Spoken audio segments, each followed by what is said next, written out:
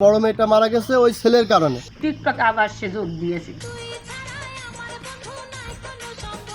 মেয়ের বিয়ের জন্য পাত্র ঠিক করেছিলেন মা, হয়েছিল বিয়ের কথাবার্তাও, কিন্তু শেষ পর্যন্ত মায়ের সঙ্গে পরকীয়ার সম্পর্ক রয়েছে এমন অভিযোগ শুনে এবছরের জানুয়ারিতে আত্মহত্যা করেন কন্যা। মেয়ের মৃত্যুর পরেও যুবকের সঙ্গে সম্পর্ক বজায় রাখে তার মা। স্বামীর অনুপস্থিতিতে সন্তানদের নিয়ে সেই যুবকের সঙ্গে পালিয়ে গেছেন টিকটকার হবু শাশুড়ি। ঘটনাটি ঝিনাইদহের শৈলকুপা উপজেলার ত্রিবেণী গ্রামে।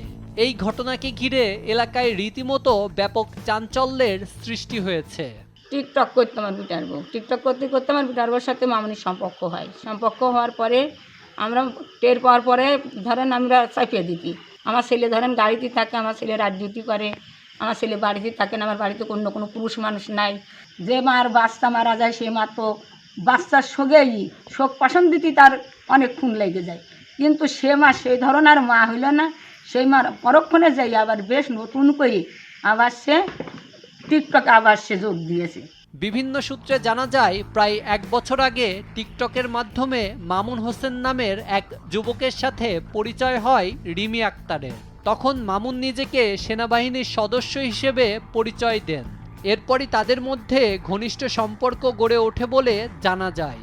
পরিবারের দাবি, টিকটকে যোগাযোগের পরই বড় মেয়ের বিয়ের জন্য মামুনকেই পছন্দ করেন মা রিমি। তবে মা ও হবু জামাইয়ের অতিরিক্ত সেই ঘনিষ্ঠতা দেখে বিয়েতে আপত্তি জানায় মেয়ে। এ নিয়ে পারিবারিক অশান্তি সৃষ্টি হলে এক পর্যায়ে বড় মেয়ে আত্মহত্যা করেছেন এমন অভিযোগ করেছে পরিবার। বড় মেয়েটা মারা গেছে ওই ছেলের কারণে।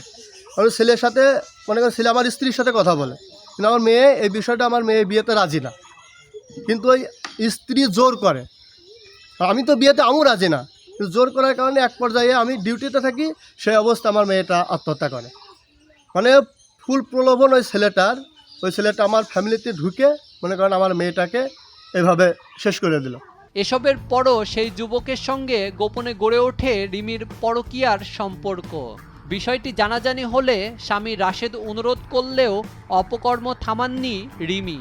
গত 28 এপ্রিল স্বামী বাড়িতে না থাকার সুযোগে 2 সন্তানকে নিয়ে মামুনের হাত ধরেই পালিয়ে যান গৃহবধূ রিমি। বড়টা তো মারাই গেছে, সেটা আমি আর পাবো না।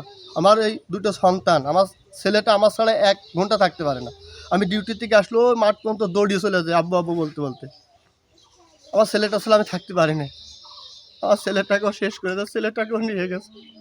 আমি চাই আমার ছেলেটাও ফিরিয়ে দিই, আমার 2টো বাচ্চার ফিরিয়ে দিই, আবার অর্থ সম্পদটা ফিরিয়ে দিই। কারণ আমার তো পরিশ্রম করাতে, আমি তো করতে চাচ্ছি না, আমার পরিশ্রম করাতে কেন ও নিয়ে যে আরেকজনের সাথে সুখী থাকবে। আমি চাই আমার বাচ্চা ফিরিয়ে দিক, আমার সম্পদ করা ফিরিয়ে দিক। ঘটনাটি ছড়িয়ে পড়তেই ত্রিবেণী সহ আশেপাশের এলাকায় তীব্র চাঞ্চল্যের সৃষ্টি হয়েছে। এ ঘটনায় শৈলকুপা থানায় সাধারণ ডায়েরি করেছেন ভুক্তভোগী পরিবার। পরিবারের দাবি, গৃহবধূ যেখানেই থাকুক ছোট্ট 2 সন্তানকে যেন বাবার কাছে ফিরিয়ে দেওয়া হয়। সব মিলিয়ে ঝিনাইদহের এই ঘটনা রীতিমতো এখন টক অব দ্য টাউন। পরকীয়া সম্পর্কের জেরে আর কত পরিবারকে এমন করুণ পরিণতির মুখোমুখি হতে হবে সেটি দেখার বিষয়। নিউজ ডেস্ক, দেশ টিভি।